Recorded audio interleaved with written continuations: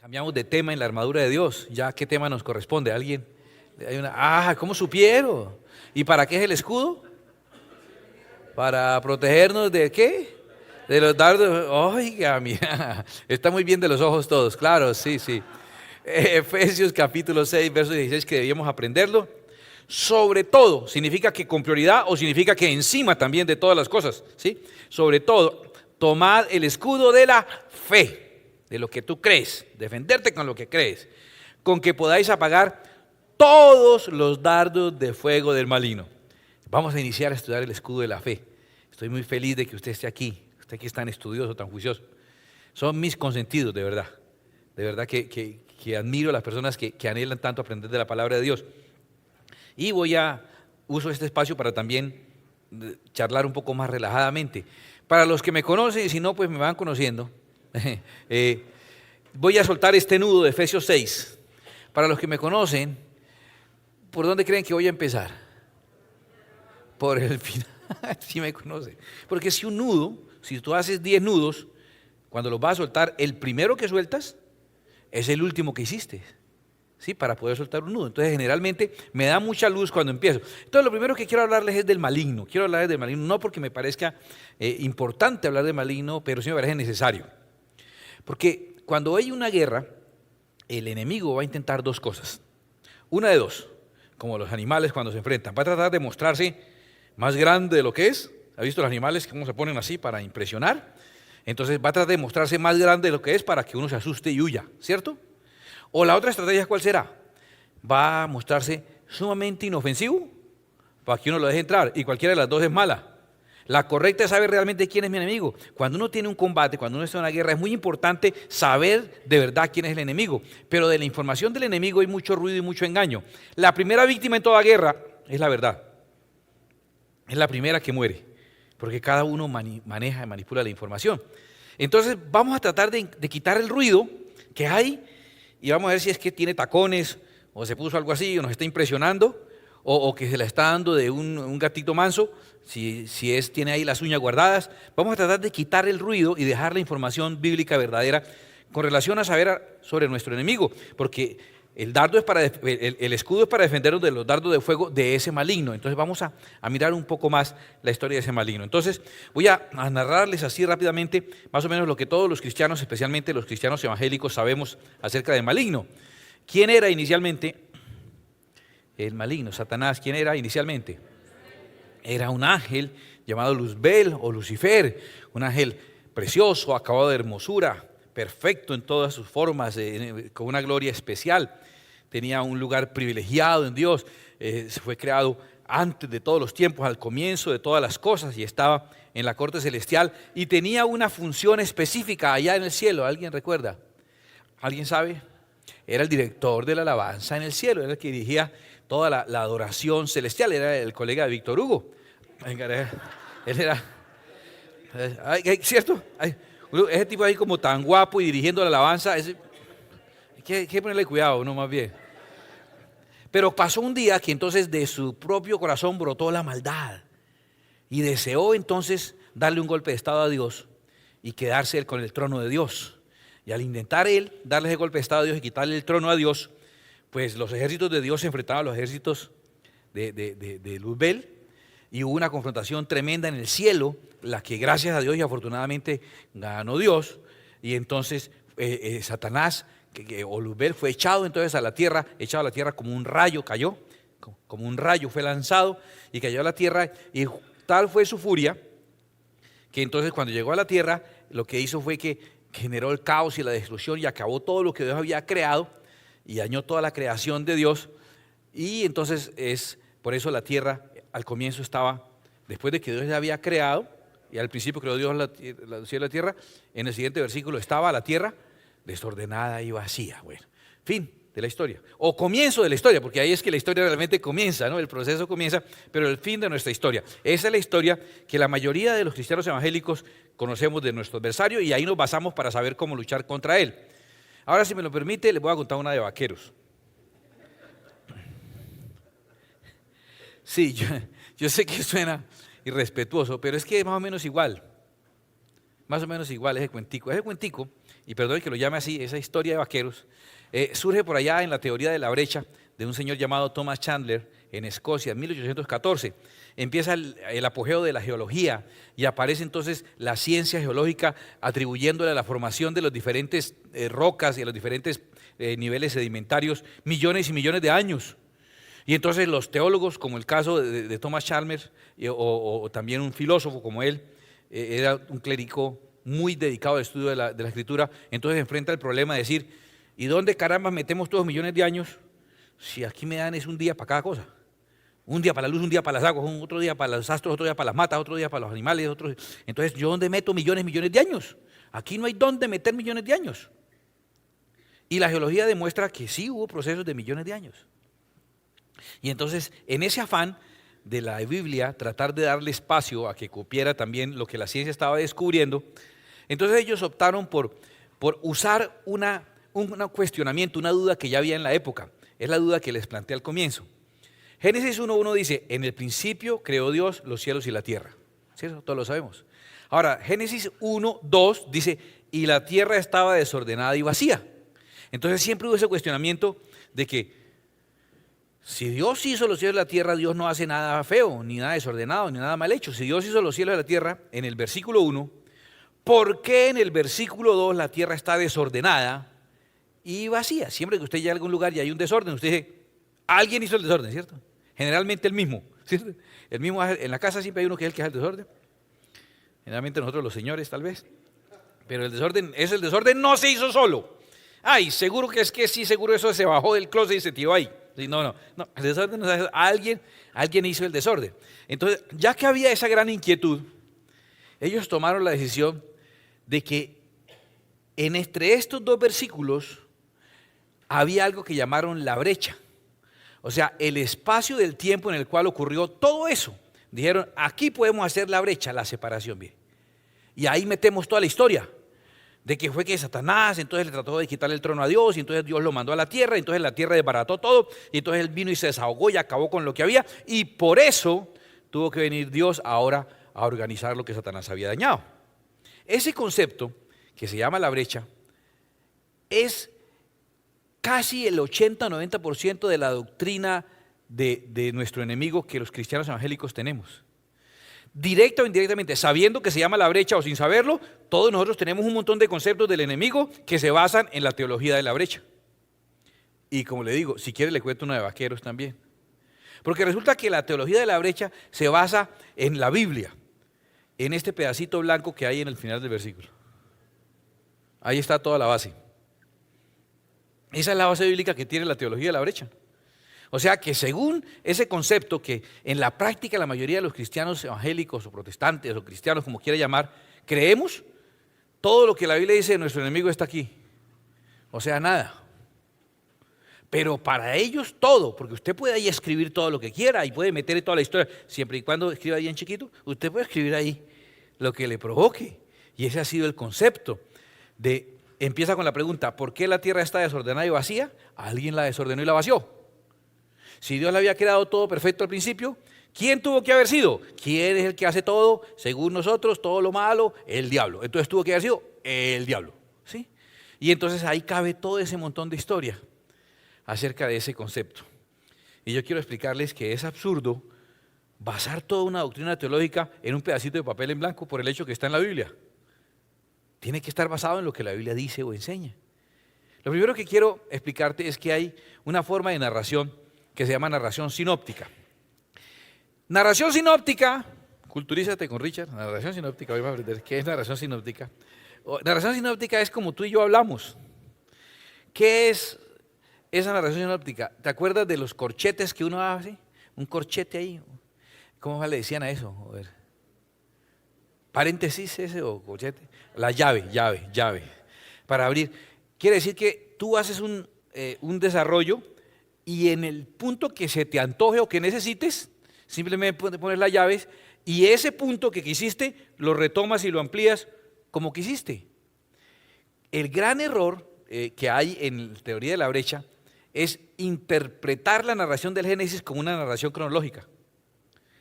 No necesariamente es cronológica, es sinóptica y le voy a explicar qué es. Quiere decir que el primer versículo lo que dice es como el título, con rojo y con mayúscula. En el principio creó Dios los cielos y la tierra. Y luego, ¿qué empieza a hacer? Contarnos cómo fue que en el principio creó Dios los cielos y la tierra. Y empieza diciendo, la tierra está desordenada y vacía. A ver, imagínate que dijera yo esto. En el 2016 construí mi casa. Lo declaro el nombre del Señor. Bueno, en el 2016, amén. Pues imagínate que estoy por ahí en el 18 ya, y ustedes me están oyendo. Y digo, en el 2016 construí mi casa. Y luego empiezo y digo, el lote estaba baldío. ¿Sí me van a entender? Porque en el 2016 construí mi casa es el título. Empiezo ahora, sinópticamente, a contar cómo fue que construí mi casa. Entonces empiezo diciendo, conseguí un lote baldío, ¿cierto? Entonces, ¿qué me dirían los de la teoría de la brecha? Si en el 2016 construyó su casa y luego el lote estaba baldío, alguien le tumbó la casa al pastor. ¿Y quién sería? El diablo. ¿Sí entiendes? Ahora, yo digo, ¿eso sería coherente? ¿Sería cierto? Es una mala interpretación de la forma en que las cosas se narran. El primer versículo dice, en el principio creó Dios la tierra, y ahí para adelante cuenta cómo fue el proceso en que se creó cada una de las cosas. Ocurre también en el Nuevo Testamento. No creo que alcancen a leer hasta ahí. Pero en su Biblia, la que usted debe haber traído, ahí en Mateo 1 también, ahí dice esto mismo, ¿no? Escuche lo que dice. Ocurre en Génesis 1 y ocurre en Mateo 1 también. Génesis 1 y Mateo 1. Ocurre en Génesis 1:1 con el primer versículo y del 2 en adelante. ¿Cierto que les mostré Génesis 1:1 y del 2 en adelante? Ocurre en Mateo, comenzando el Nuevo Testamento, en el 1:1 y el 2 en adelante, exactamente el mismo problema. Si yo leo, libro de la genealogía de Jesucristo, hijo de David, hijo de Abraham, ¿correcto? Si ya Jesucristo es hijo de David, hijo de Abraham, ¿por qué aquí para adelante empieza a darme una lista de gente? Que Abraham engendró a Isaac, Isaac a Jacob, a Judá y a sus hermanos. Judá engendró a Tamar, a Fares y a Sara, Fares a Esrón, Esrón a Aram, Aram engendró a Aminadab, Aminadab a Nazón y Nazón a Salmón, Salmón engendró de Rahab a Booz, Booz engendró de Ruda a Obed y Obed a Isaí, Isaí engendró al rey David. Mire, aquí en el versículo 6 apareció ¿quién? ¿Y dónde había aparecido ya? Entonces este tuvo que haber sido otro David, que este lo mataron. ¿Quién? El diablo. Es más, no falta quien diga, libro de la Jesucristo, hijo de David, hijo de Abraham. Debe ser una disputa de la paternidad ahí entre los dos señores, ¿no? Que la mamá no se fijaba bien dónde ponía las cosas y no se acordó. Entonces no está bien si era de David o de Abraham. ¿Sí? Otro dirá, vea qué cosa, la Biblia está apoyando el matrimonio del mismo género, que era hijo de un señor David y un señor Abraham, y ambos eran señores. Pero si uno entiende la narración sinóptica, entonces uno dice, el primer versículo, ¿qué es? El título, gracias. El título dice, este es el registro de la genealogía de Jesucristo, descendiente de David y también de Abraham. Y empieza a desarrollar la genealogía.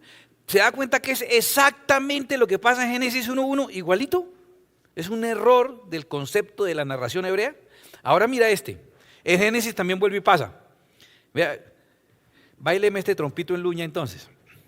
Génesis 1:26. Entonces dijo Dios, hagamos al hombre a nuestra imagen, conforme a nuestra semejanza, y señoree de los peces del mar, en las aves de los cielos, en las bestias, en toda la tierra, y en todo animal que se arrastra sobre la tierra. Versículo 27, lea conmigo. Y creó Dios al hombre. ¿Ya listo? A su imagen, a imagen de Dios los creó, varón y hembra los creó, o sea, está la mujer también. ¿En dónde? Génesis 1. Cuando usted le pregunten, ¿cuándo dice la Biblia que fue creado el hombre? Génesis 1:27, hagamos al hombre a nuestra imagen, y creó Dios al hombre. Bueno, y los bendijo Dios y les dijo llenar la tierra, bueno, eso ya lo han leído ustedes, ¿cierto? Perdón, es una irrespetuoso con la Biblia, pero usted ya lo lee despacitico, ¿cierto? Entonces, aquí el versículo 27. Génesis 1:27, Dios ya creó al hombre, maravilloso. Génesis 2, que es más adelante. Génesis 2, versículo 4 en adelante dice, estos son los orígenes de los cielos y de la tierra, cuando fueron creados el día que Jehová Dios hizo la tierra y los cielos, el día, y toda planta del campo antes que fuese en la tierra, y toda hierba del campo antes que naciese, porque Jehová Dios aún no había hecho llover sobre la tierra. Escuche, ni había hombre para que labrase la tierra. ¡Wow! En el 1:27 Dios creó al hombre, ¿recuerdan? Y en el 2:5, ¿qué pasó? No había hombre. ¿Qué pasó entonces? Alguien lo mató. ¿Quién fue? El diablo. ¿Sí es tan fácil la vida, la explicación de los cristianos? ¿Verdad? Y usted fue verdad, hermano, de la secretaria suya, y usted no es, luego no es casado, y usted no es disque líder y todo, y con la secretaria, no, es que el diablo es terrible. Ah, fue el diablo. Ah, y tal, y la economía, y nada, que tal, pero usted, lo que pasa es que usted veo que no sabe administrar, no, es el diablo. ¿Sí? Tan fácil, ¿no? Tan fácil todo eso. Entonces no había hombre. Ahora mira, si fuéramos de la teoría de la brecha, ¿qué diríamos? Si no había hombre para que labrase la tierra, tiene que ser que Satanás lo mató. Y entonces mire lo que Dios hizo en el versículo 7. Entonces Jehová Dios formó al hombre del polvo de la tierra. Entonces, ¿qué hizo aquí Dios? Según la teoría de la brocha. Así debíamos llamarlo. De la brocha gorda.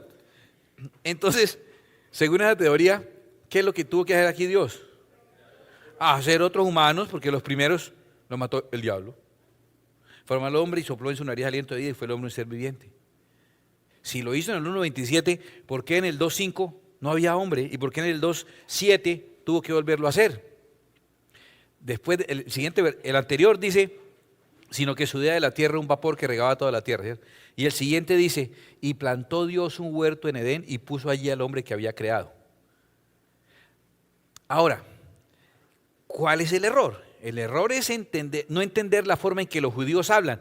¿Y cómo hablan los judíos? Como hablamos nosotros, sinópticamente. Regresamos cronológicamente a donde necesitamos y ampliamos el comentario. Piense y verá que usted habla así.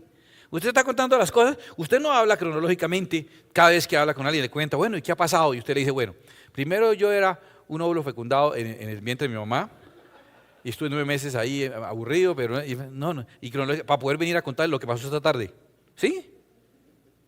Usted le cuenta y usted le dice, no, yo estudié en tal universidad. Y cuando yo estaba haciendo bachillerato, no, ¿cómo así? ¿Usted hizo bachillerato después que la universidad? Usted le va a decir, no sea bruto. No, sino que me estoy viendo aquí ampliar una cosa. Entonces, ¿qué le diría yo a una persona que forza la palabra a decir cosas que no dice?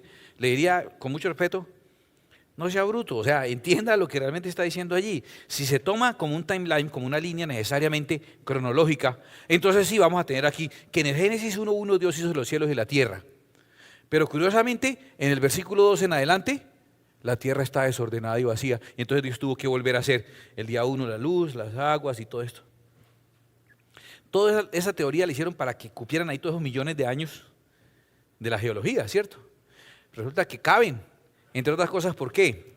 Porque dice la Biblia que en el día cuarto fueron creadas las lumbreras para medir los tiempos. Claro, porque nuestro tiempo cronos se basa en los giros de la Tierra sobre sí misma y de la Tierra alrededor del Sol. Así es que medimos el tiempo. Si los astros, el Sol y las estrellas fueron creados el día 4, ¿cómo midieron el día del primero, segundo y tercero?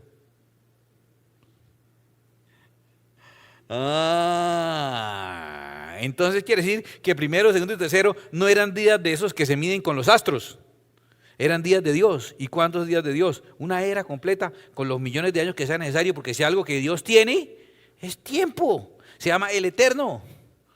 Entonces, si los primeros 3 días no pudieron ser contados cronos, son eras. Y si los primeros días se llaman día y los otros 4 se llaman igual, entonces los otros 4 también fueron eras. Y ahí caben todos los millones de años que usted quiera poner en los días de Dios.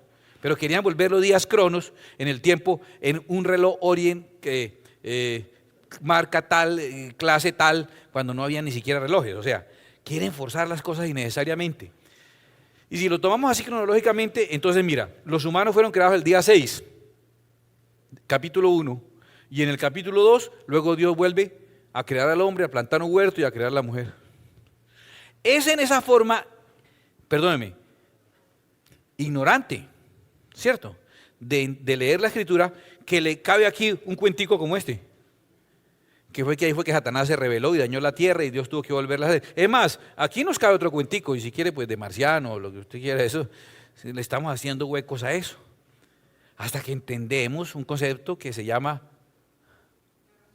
narración sinóptica, gracias, que nos explica el título. En el principio creó Dios los cielos y la tierra. Venga, les cuento cómo fue. Corchete. Génesis 1, primer día, segundo día, tercer, cuarto día, ahí está, Génesis 1. Ahora voy a tomar uno de esos días. ¿De cuál voy a hablar? ¿El de las plantas? Qué aburrido hablar de matas. ¿Del día de descanso? No, se levantaron tarde, pidieron domicilio. No hay mucho que decir del día de descanso. Entonces, algo que de todo esto que sería interesante ampliar y hablar un poco más. Hagamos un corchete aquí en la creación de los humanos, usemos el capítulo 2 para eso y contemos cómo Dios creó al hombre, plantó el huerto y creó a la mujer. Y cuando entiendes la narración sinóptica, descansas y dices, claro, con razón. Así tienen que ser las cosas. ¿Y se llama eso? Narración sinóptica. Qué bueno. Ya aprendimos algo más. Y eso es que esa forma de malinterpretar y de leer mal las narraciones y volverlas doctrina en los vacíos que se crean al leer mal, han dado pie para muchos conceptos. Por ejemplo, el de Ezequiel 28:13, que también es muy común en la cultura evangélica. Ezequiel 28:13 dice, en Edén, en el huerto de Dios estuviste. Ezequiel 28 es una profecía que dio el profeta Ezequiel a el príncipe de Tiro en el primeros 10 versículos y del versículo 11 en adelante al rey de Tiro, pero que teológicamente todos concuerdan, diría concordamos, en que es una profecía que realmente señala a Satanás porque lo nombra como querubín protector y cuenta que estuvo en el trono de Dios y lo demás, en la presencia de Dios. Entonces todos sabemos que se refiere a Satanás o a quien era Luzbel o Lucifer. En Edén, en el huerto de Dios estuviste, mire lo que dice. De toda piedra preciosa era tu vestidura, de cornerino, topacio, jaspe, crisólito, los nombres de telenovelas venezolanas, berilo, ónice, zafiro, carbunclo, esmeralda y oro. Y luego dice, esta parte dice aquí, los primores de tus tamboriles y flautas estuvieron preparados para ti en el día de tu creación. Esa expresión que algunos han traducido como redobles y fanfarrias, los tamboriles y flautas, porque iba a ser creado el trrr, señoras y señores, Luzbel, trrr, ¿cierto? Muchos han interpretado, otros han interpretado como más adornos. Ha sido suficiente, los primores de tus tamboriles y flautas estuvieron preparados para ti en el día de tu creación. Ha sido suficiente para que los cristianos evangélicos tengamos en nuestra cultura un cuentico de que Luzbel era el director de la alabanza en el cielo. Entonces, para nosotros en la cultura evangélica es un hecho y nadie lo discute. Todo el mundo sabe que el Víctor Hugo del cielo era Luzbel. ¿Sí? Yo les pregunto a ustedes, ¿usted encuentra aquí esa doctrina de que Satanás era el director de la alabanza en el cielo? También se basan en Isaías 14:11. Descendió al Seol tu soberbia. Esa es una profecía sobre el rey de Babilonia que también se le atribuye, se dice que es de Satanás, pero en esa no hay total consenso porque ahí dice que es un varón, que es un hombre. En la otra dice que es un querubín protector. Dice, descendió al Seol tu soberbia y el sonido de tus arpas. Gusano será tu cama y gusano te cubrirán. Esos dos textos son los únicos textos en los que la cultura angélica se ha basado para decir que Satanás es el inventor de la música y que por lo tanto utiliza la música para alejar a la gente y por lo tanto no sé qué más y que era el director de la alabanza. Dos textos. Yo le digo, en algunos de los textos se dice que Satanás es el director de la alabanza en el cielo, en alguno de esos. Pues les cuento que ningún otro dice nada más acerca de Satanás y instrumentos de música o Luzbel e instrumentos de música. Ha sido parte de esos cuenticos, de esa cultura evangélica que nosotros, alguien en un campamento nos enseñó y nosotros nos quedamos así, eso fue verdad y ahí para adelante sagrada, sin preguntar jamás y sin dudar. Yo más bien quiero decirles que yo creo que la flauta, los tamboriles o que el arpa hace parte de la herramienta que les es entregada a todos los ángeles, porque todos los ángeles fueron puestos para adorar al Señor, fueron creados para eso. Job 38:7 dice, ¿dónde estaba usted antes que todo fuese hecho? Dice, cuando alababan todas las estrellas del alba. ¿Sabes a qué se refiere las estrellas del alba? Apocalipsis, cuando dice estrellas, se refiere a ángeles. Y se regocijaban todos los Bena Elohim, hijos de Dios. También es un término que significa ángeles.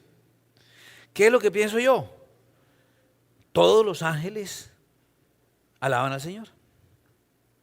Todos los ángeles. De hecho, nosotros también, que nos hacemos los bobos es otra cosa, pero estamos hechos para alabar a Dios solamente. De hecho, yo tengo, esto sí es una especulación mía, ahí en mi desocupación que me pongo a pensar. Yo digo, Yo no creo que los ángeles necesiten un director. Son movidos por el mismo espíritu. Y armonizan perfectamente sin necesidad de que nadie les dirija y nadie les diga hacia dónde vayan y qué hagan. Es el espíritu. Inclusive nuestro grupo de alabanza, cuando está, y se dieron cuenta hoy, movido por el Espíritu Santo, ellos no ensayaron eso. Ellos están fluyendo en el espíritu y todo sale más perfecto que lo que ensayaron. Yo no creo que los ángeles necesiten quien les dirija y los regañe por llegar tarde a la reunión y cosas. No hace falta, ¿cierto? ¿Cierto, maestro? Yo no creo que... Ahora, el hecho de que los ángeles sean llamados estrellas, quiero decirles que cabe la posibilidad de que así como la Biblia llama a los ángeles estrellas, el capítulo 2 de Génesis, el primer versículo dice, fueron pues acabados los cielos y la tierra, ¿correcto? Y todo el ejército de ellos. O sea, el ejército son las criaturas de la tierra y el ejército son los ejércitos de los cielos.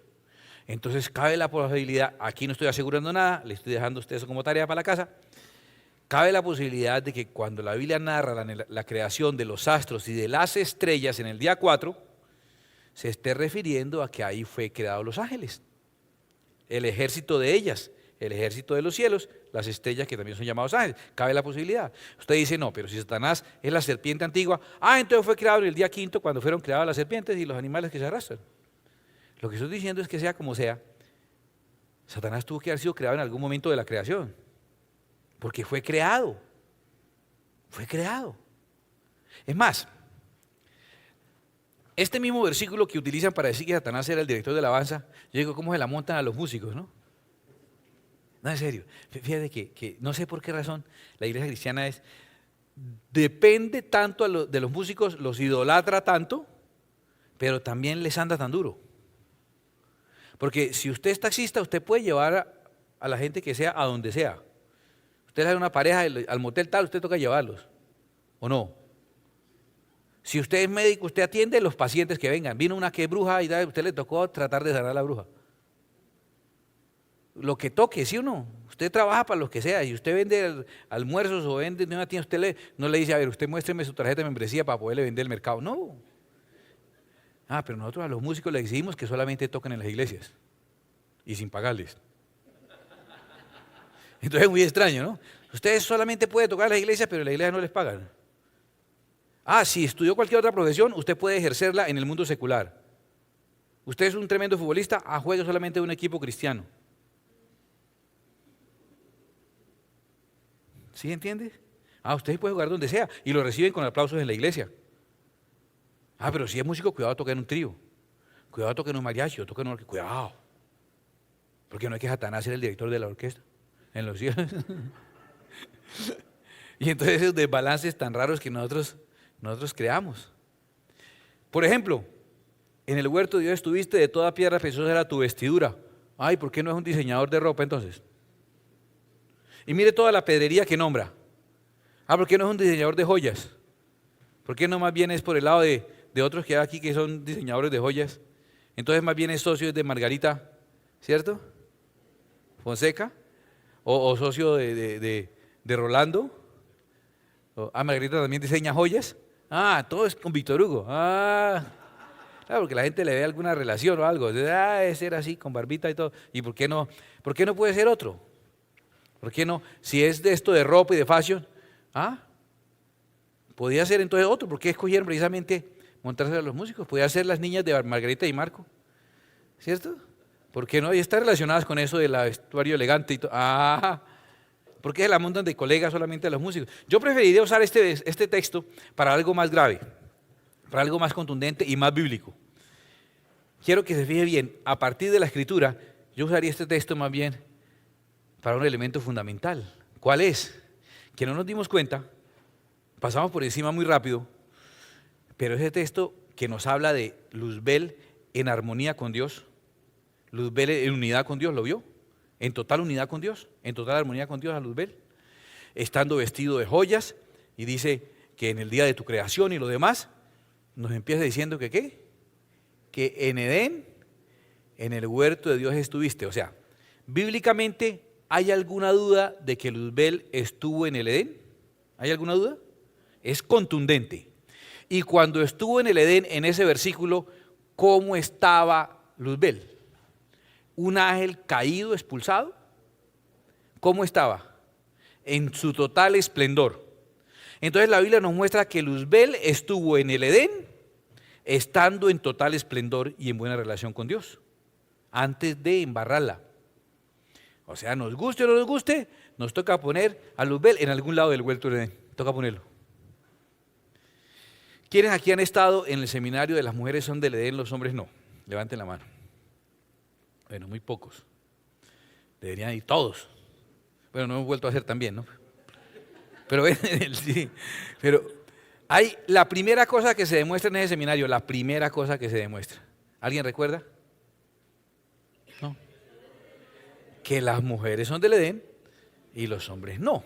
Génesis capítulo 2, versículo 7 dice: y formó Dios al hombre del polvo de la tierra y sopló en su nariz aliento de vida y fue el hombre un ser viviente.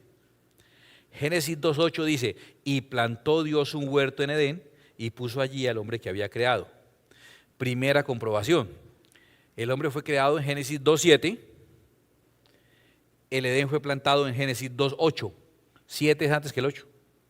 El hombre fue creado primero que el jardín. Número 2, el versículo 8 dice: plantó Dios un huerto en Edén y puso allí al hombre que había creado. ¿Lo creó allí? No, lo había creado afuera.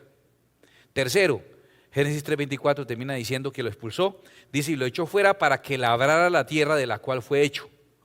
El hombre fue hecho de tierra de fuera del Edén, porque cuando el hombre fue hecho, Dios no había plantado el huerto todavía. Lo plantó en el siguiente versículo. Entonces, ¿pudo Satanás haber caído antes de la creación? ¿Pudo haberse revelado y pudo haber sido sancionado antes de la creación si estuvo en plena gloria en el huerto del Edén? No. En el Edén ya estaba creado el hombre. En el Edén fue creada la mujer. Entonces sabemos una cosa, que Satanás estuvo en el huerto del Edén, pero no era Satanás todavía. Era el querubín protector. Estaba todavía en comunión. Mire qué lío tan tremendo. Y entonces, ¿dónde cayó Satanás? ¿Cuándo fue echado? ¿Cuándo fue eso de la rebelión celestial? ¿Y entonces cuándo ocurrió? Yo digo, bueno, ya le dije, fue creado, si es nombrado metafóricamente como estrella, fue creado el cuarto día con las estrellas. Si es nombrado metafóricamente como serpiente, fue creado el quinto día con las otras serpientes. Pero fue creado, eso es lo que yo sé. Y sé que estuvo en Edén. Ahora, sé que en el Edén, cuando hubo la caída, Dios manda la sentencia sobre el hombre, manda la sentencia sobre la mujer y manda la sentencia sobre la serpiente. ¿Recuerden esa sentencia? Ahora, Génesis 3.15, cuando termina esa sentencia, atención a esta sentencia. Usted mismo dígame. Dios le dijo: y pondré enemistad entre ti y la mujer, entre tu simiente y la simiente de la mujer. La mujer te herirá en la cabeza y tú le herirás en el calcañar. La simiente de la mujer te herirá en la cabeza y tú le herirás en el calcañar. Algún descendiente, alguien que nacería de mujer, le aplastaría la cabeza a esa serpiente y esa serpiente le heriría los pies. Génesis 3.15 es la primera promesa de redención. Yo le pregunto, ¿esa promesa o esa sentencia es para la serpiente, el animalito reptil? ¿Algún descendiente de una culebra hirió en el calcañar a algún descendiente de la mujer y la mujer la aplastará? Sí, eso pasa todos los días en el campo, me imagino. Pero no es la profecía que Dios mismo dio, no es la sentencia que Dios mismo dio. ¿Usted cree de verdad que toda esa semejante sentencia del enfrentamiento y la victoria de Cristo se refería a una culebra? Yo creo que no. Yo creo que para todos es claro que esa sentencia era sobre alguien a quien Dios llamó serpiente. Vamos a ver a quién Dios llamó serpiente. Miremos los versículos anteriores al 15. Atención a esto. Cuando Dios habla con la mujer, dice: entonces Jehová Dios dijo a la mujer: ¿qué es lo que has hecho? Y dijo a la mujer: mire, la serpiente me engañó y comí.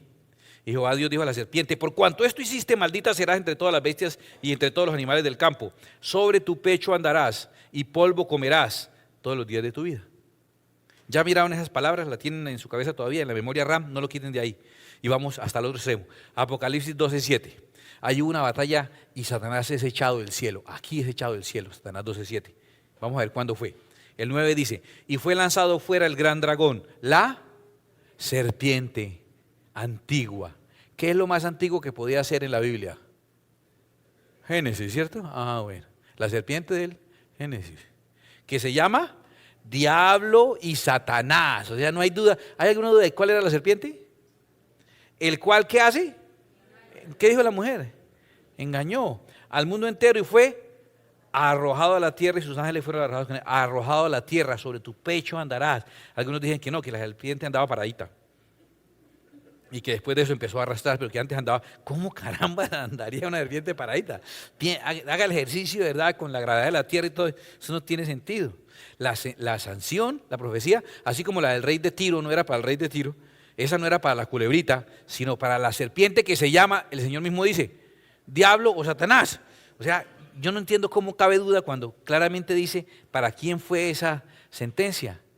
Lo que yo le estoy diciendo es que esa serpiente era el mismo Luzbel que estuvo allá en el huerto del Edén. Fue sancionado allí. ¿Usted está entendiendo lo que yo le estoy diciendo? ¿Está entendiendo la gravedad de lo que yo estoy diciéndole? No sé, me parece que lo veo muy tranquilo. Alguno debería estar convulsionando mínimo, porque esto es grave. Le estoy diciendo que yo opino, por ahora yo, no sé si usted también lo crea, pero yo por ahora creo que no hubo ninguna caída previa, ni ningún alzamiento previo. Yo personalmente creo que Satanás cayó cuando hizo caer al humano. Y por eso es sancionado el humano y es sancionado Satanás en ese momento. ¿Cuándo fue arrojado por tierra Satanás? Génesis capítulo 3, versículo 13, 14 y 15. Ahí fue arrojado por tierra Satanás. ¿Y hasta ahí qué era? El querubín protector. Hasta ahí vivía en armonía con Dios. Hasta que hizo caer y tropezar, engañando a la mujer y transgredir al hombre. Y usted dirá, yo creo que hay como 2 o 3 grupos esta noche. Uno, los que dicen, no he entendido nada, desde que dijo buenas noches. De buenas noches para acá no he entendido nada. Eso toca comprar ese CD y poner a mi mujer que oiga y me explique. Otro que está diciendo, sí, más o menos, pero a mí eso es como, ¿qué me importa? Mañana me toca trabajar de todas maneras, pagar el arriendo y todo igual, y todo eso. Para estar así mucho desocupe impresionante, ponerse esas cosas. Él tiene tiempo para ponerse a seguirle la pista a ver de dónde salió el diablo, pero no tan ocupado aquí, escasamente le saca el quite y ya, sí. Pero debe haber un grupo, espero además de mí, que digan, oiga, esto está grueso, está interesante. Eso cambia muchos de los conceptos que tenemos. ¿Por qué? Lo primero que hay que entender es que entonces Génesis no es la historia de una restauración de algo que el diablo vino y le dañó toda la creación a Dios, perdóneme, porque es que de alguna manera estamos poniendo a un personaje con la capacidad de venir y destruir todo lo que Dios hizo.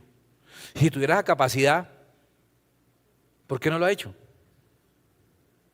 Si tuvo la capacidad una vez, ¿qué pasó? ¿La kriptonita? ¿Le quitó los poderes o qué? Si tuvo la capacidad una vez de destruir todo, ¿usted cree que él no tiene ganas de acabar todo? De hecho lo está haciendo, pero ¿cómo lo está haciendo? A través de nosotros. A través de decirle a este contamine, a este mate, a este ponga una bomba, a este entre en guerra. A través de nosotros es que está haciendo las cosas. Satanás no fue el que destruyó el mundo. Somos nosotros los que lo estamos acabando. ¿Usted cree que sí? Por un momento, piense como el diablo. ¿Usted cree que si tuviera la capacidad de destruirlo todo, porque lo hizo una vez, qué cree que estaría esperando para hacerlo otra vez? Yo no creo que lo hizo una vez. Yo creo que lo está haciendo, pero a través de nosotros. Entonces, la historia de Génesis no es la historia después de que el diablo destruyó todo. No, es la historia de cómo fue creado todo. El título y la narración en forma sinóptica. Culturízate con Richard. Narración sinóptica. Bueno. Segundo, lo escribí intencionalmente así, es una criatura creada en la creación. La Academia de la Lengua permite escribir criatura o criatura, pero comúnmente criatura se usa para hablar de alguien, de un bebé. Entonces quiero decir una criatura creada en la creación. Repito, no se le quite de la cabeza nunca, Él es creado. Para que usted no se equivoque, ¿cuándo? En la creación. ¿Quién me puede contradecir eso? Es más, la Biblia dice que los primores de sus tamboriles y flautas estuvieron preparados para ti en el día de tu creación. Entonces es una criatura creada. Por lo tanto, esa debe ser la imagen del adversario que tenemos, alguien quien Dios hizo. ¿Me entiende? Imagínese que me contrate una empresa, un periódico, para que yo haga caricaturas. Y entonces yo creo un muñequito y lo dibujo. Y después el muñequito que yo dibujé trata de quedarse con mi empleo y que me echen a mí. Mucha fantasía, hermano. Pues en eso andamos nosotros los cristianos evangélicos. Es una criatura. Entonces, por favor, me das favor, ubícate. Dios el creador. Satanás, una criatura. No es una criaturita tampoco. No van a creer, ay, la criaturita, no. Pero es una criatura, es alguien creado. La Biblia dice el día de la creación. No hay bases suficientes en 2 versículos que nombran instrumentos para decir que Satanás es el director de la alabanza en el cielo. No vengan con cuentos tan forzados. Simplemente para montársela a los pobres muchachos de la alabanza.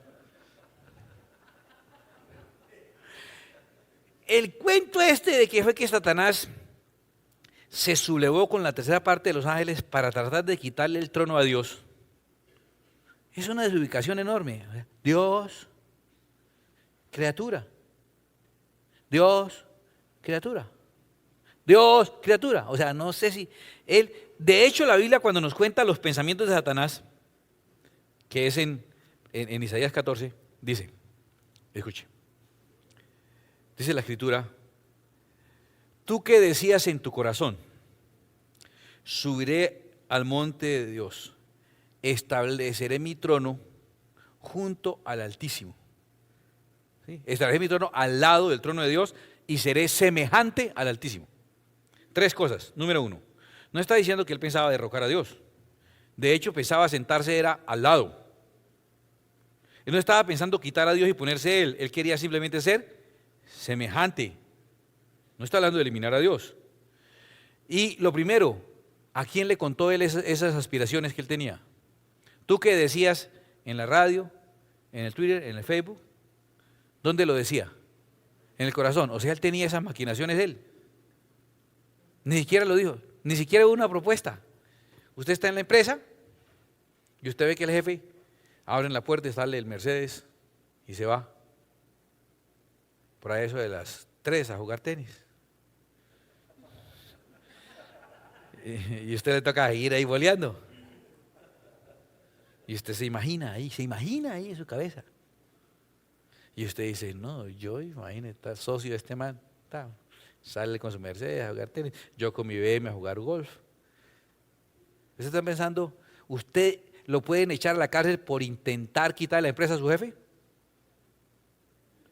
Satanás decía en su corazón, porque es que si alguien está ubicado es él. Él se ubicó a los pies de Jesús, lo veía venir y una vez corría y se arrollaba. ¿Usted está entendiendo lo que significa realmente eso? Mire, a mí me da hasta pesar, una vez Satanás se la jugó toda y le dijo a Jesús, le dijo, mire, yo en grupito esta gente humana que son tan bobitos, que con tal de hacer lo que les gusta, si algo les parece que es rico, lo hacen y no les importa lo que usted haya dicho, Dios. Usted dijo que no coman de ese árbol, a él le pareció que les hice creer que era rico y con que les parezca rico hacen lo que les gusta y no les importa que usted haya dicho que no lo hagan. Y yo les quité los documentos de esta tierra y la cogí para mí. ¿Sí? Pero le dijo a Jesús, mire, se la entrego todita.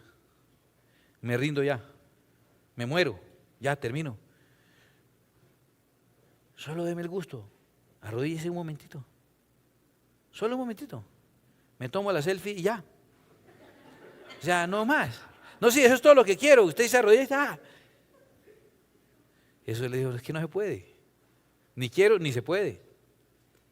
Porque al Señor tu Dios adorarás y al solo servirás. O sea, a propósito, ¿por qué no ahora un ratito? Sí, Señor. ¿Usted está entendiendo? Ubíquese, por favor. Entonces, la Biblia no nos narra nunca que haya un ser, una criatura tratando de quitarle el trono al Creador. Ese personaje que nosotros en la mitología evangélica nos creamos con superpoderes, capaz de retar a Dios, viene de la cultura oriental, del cuento del yin y el yang, en el que el bien y el mal son muy parecidos y una fuerza que lucha la una contra la otra casi en iguales condiciones. Olvídese, aquí no hay iguales condiciones. Aquí hay un creador, es mi lucha contra un muñequito que recorté de papel. Ese es nuestro yin yang. Un muñequito que yo hice de plastilina contra mí. Ese es el yin yang en el cristianismo. ¿Estás entendiendo la desproporción? Pero nosotros lo hemos creído toda la vida, que hubo una rebelión celestial y que inclusive fue antes de la creación. Toda la vida hemos creído eso.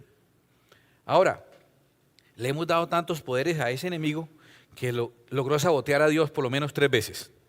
Primero trató de quitarle el trono en el cielo. Lo echaron para la tierra y entonces le destruyó todo lo que Dios había hecho. Segundo saboteo. Entonces Dios vino y arregló todo. Este diablo sí es desordenado. Y organizó todo Dios y volvió a reparar todo. Hizo un huerto, puso a los humanos y vino y se le tiró el huerto también. Esto es, yo no entiendo cómo Dios me pide que yo enfrente y venza a un enemigo que le ganó 3 veces a él. Si el enemigo saboteó 3 veces a Dios, pues yo qué voy a tener para hacer delante de él. Así apaguemos y vámonos. Porque ese es un adversario que 3 veces saboteó a Dios. Nunca saboteó a Dios. Ni una vez. No hubo tal intento de quitarle el trono. No hubo tal destrucción de la tierra. Y lo que pasó en el Edén, nunca Satanás saboteó a Dios. Nos saboteó a nosotros. Satanás hizo en el Edén lo que hace hoy y lo único que puede hacer. Tratar de que nosotros no obedezcamos a Dios para meternos en problemas. O puede hacer otra cosa distinta. Toda la mayoría de chicharrones en los que tú estás estos días metido, la mayoría, el diablo. No, él ha hecho es que simplemente tú desobedezcas algo que dice clarito en la Biblia, tú le desobedeciste, entonces tome, lleve para la casa. Eso es así de sencillito, porque él no puede hacer otra cosa que eso. Él no puede hacer otra cosa que eso, sino tratar de que tú no obedezcas a la palabra para que estés fuera de la bendición de Dios. No hay tal saboteador con tantos poderes de tratar de quitar el trono a Dios, destruir la tierra y después sabotearle el Edén. Y luego Dios me dice, resista a ese adversario. Le digo, sí, pero usted no lo resistió 3 veces, le ganó. ¿Y me pone a mí a resistirlo? Ese super diablo que nos inventamos los evangélicos, le está haciendo muy buena publicidad al enemigo. Yo no sé, pero a mí me parece sospechoso ese cuento y creo saber quién es el que lo patrocina. El sobredimensionado en eso. Sabemos que estuvo en Edén. Fue porque Dios fue irresponsable y sabiendo que había un ángel malo que él mismo mandó a la tierra y que ya dañó toda la creación. Y ahora lo deja que entre al Edén. Una de dos, o Dios no se dio cuenta, luego no es omnisciente. Y si se dio cuenta lo dejó entrar, o sea es irresponsable. ¿Por qué estaba en el Edén? Porque era el querubín protector, estaba cumpliendo sus funciones. Muy distinto que un profesor del jardín donde usted matriculó a su hijo resulte por ahí ser un pervertido, a que usted lo mande a un lote donde hay un pervertido. O que usted venga, contrate un pervertido reconocido a que le cuide el niño mientras me voy. Venga, Michael Jackson, cuídeme el niño. No, de los muertos no se habla, ¿no? ¿Entiende la diferencia? Satanás, ¿quién era? Era Luzbel, era un ángel que estaba en ejercicio de sus funciones y que estaba allí con vestido de piedras preciosas y todo, y no saboteó a Dios, ni lo ha saboteado ni lo saboteará jamás, ni intentará nada contra Dios, no intentará. Es que Jesús mismo puso el piecito ahí en la tierra de Gadara y vino corriendo, está por allá lejos, a kilómetros, porque es que nadie hace un cementerio en la playa porque se le desentierra a los muertos. Entonces él estaba por allá dentro de un cementerio. Y desde allá sintió que Jesús puso el pie y se vino a mí, el loquito. Y cayó de rodillas. Ay, ¿por qué vino a atormentarnos antes de tiempo? Y de rodillitas. Él la tiene clara. El que se inventó ese cuento se hizo muy buena agencia publicitaria, tiene el infierno. Y los que lo promueven somos nosotros. Mira, nuestro enfoque, o por lo menos el mío hasta ahora, es que hay una caída y una redención única. Mi opinión es esta. ¿Cuándo cayó Satanás? Cuando hizo caer al humano, esa fue la caída de Satanás. Quiso tener un trono semejante al de Dios. Trono significa autoridad. Dios dijo, no coman. Y él dijo, coman. Quiere tener una autoridad igual de trascendente a la de Dios. No en el universo, en los bobos que le creímos el cuento. Le dejamos tener la autoridad, le dimos el valor a la palabra de Satanás, el mismo nivel del trono de Dios. y caímos en su engaño. Esa fue la caída de Satanás. Y ahí fue sancionado no la serpiente culebrita, sino la serpiente antigua que se llama diablo o Satanás. Ahí fue la caída de Satanás. Una sola caída en el universo, un solo momento de caída. No un Dios que le salieron malas cosas en el cielo, se vino para la tierra, se le dañaron en la tierra, se fue para el Edén, se le dañaron. Un Dios que le salen mal las cosas cada ratico. Un Dios que jamás le han salido las cosas mal ni le saldrán. Todo lo hace perfecto a su tiempo. Y todo lo hizo bien. Un ángel que contagió de su maldad al humano que se dejó guiar a desobedecer a Dios. Ese fue el momento de la caída, así como hay un solo momento de redención única. Hay una sola caída, una sola redención. Hay un solo engañador y un solo salvador que es Cristo Jesús. Y si tiene dudas, yo quiero terminar simplemente leyendo Colosenses 1, para que usted entienda por qué le hice esta predicación. ¿Y por qué le compliqué la cosa? Claro, por lo de Halloween está predicando de diablo. Ahora no recoge ofrendas sino caramelos. Colosenses 1. Para que andéis como es digno del Señor, agradándolo en todo, llevando fruto en toda buena obra y creciendo en el conocimiento de Dios. El escudo de la fe se refiere a lo que, a creer para tener poder. Pero el escudo de la fe se refiere a cómo nos defiende lo que nosotros creemos. Y yo por eso quiero tocar lo que usted cree hasta ahora en el conocimiento de Dios. Fortalecidos con todo poder conforme a la potencia de su gloria, para toda paciencia y longanimidad. Por eso ha sido un buen ejercicio para su paciencia.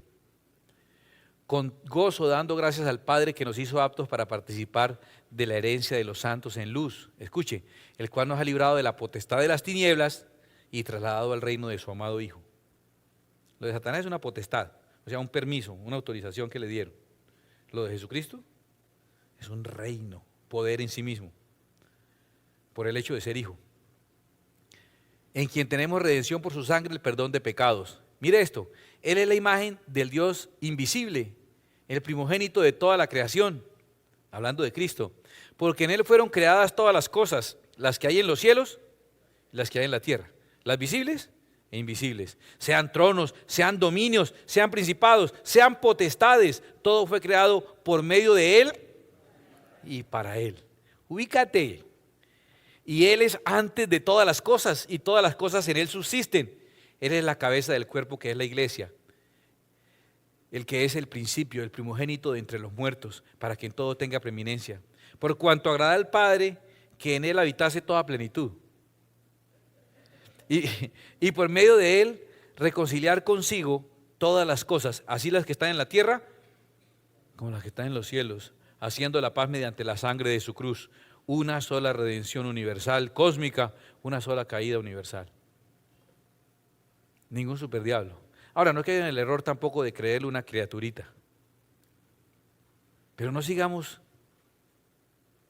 alimentando una doctrina en la práctica que no tiene base bíblica. Ahí dice clarito en la Escritura. Vamos a enfrentar a un maligno que te tratará de hacer daño con unos dardos que tú puedes repeler con lo que crees y con la forma en que crees lo que crees. Porque lo único que él puede hacer y que siempre ha hecho es tratar de que no obedezcamos lo que Dios manda para que llevemos de bulto. ¿Sencillo o no sencillo? Que tiene sus mañas, las tiene. ¿Que más sabe por viejo que por los diablos? Sí, más sabe por viejo. Pero por favor, ningún yin yang. Dios creador, su Hijo Jesucristo, todo fue creado por Él y para Él. Yo le cuento que, según Jesucristo, hasta el enemigo alaba. Le toca adorar al Señor. No sé si lo haga con gusto o con disgusto. Yo personalmente creo que con gusto. Porque es que Dios es Dios de todo lo que existe. Es creador de todo lo que hay. Y Él reconocer la grandeza de Dios le toca y es normal y es natural. Ubiquémonos, ¿vale? No seamos más promotores de ese superdiablo que nos inventamos. Seamos promotores de aquel en que todo está concreto y contenido. Por quien todo fue hecho y para quien todo fue hecho y por quien todo subsiste. El único que merece la honra, la gloria, el imperio y el poder por los siglos de los siglos. A Él sea toda la honra, toda la gloria, toda la alabanza, todo elogio, todo reconocimiento, toda lealtad, toda fidelidad, toda entrega, sea solamente para el único que merece ser adorado, Jesucristo nuestro Señor y nuestro Rey. Él es el victorioso, a Él ha sido sometido todo lo que está en el cielo, en la tierra y debajo de la tierra. Él mismo lo dijo, toda autoridad me es dada en el cielo y en la tierra, toda autoridad. A Él sea la honra y la gloria, no más promotores de quien no debemos promover. Cierra tus ojos un momento. Dile al Señor, Señor, yo quiero, verdad, hoy, a partir de este instante, estar mejor ubicado con relación, no solo al adversario, sino estar realmente mejor ubicado con relación a quién eres tú, Señor. Él es padre de mentira y ha sido mentiroso desde el principio. Pero es tu creación como lo soy yo. Y hay cosas que han limitado a los ángeles, que no se les permite hacer, que ellos anhelarían. Por ejemplo, predicar el Evangelio. A ellos no les es concedido. Y serían muy eficaces. Un solo ángel, el más tartamudo de todos, evangelizaría el mundo entero con unas apariciones que hiciera. No les es concedido, es a nosotros.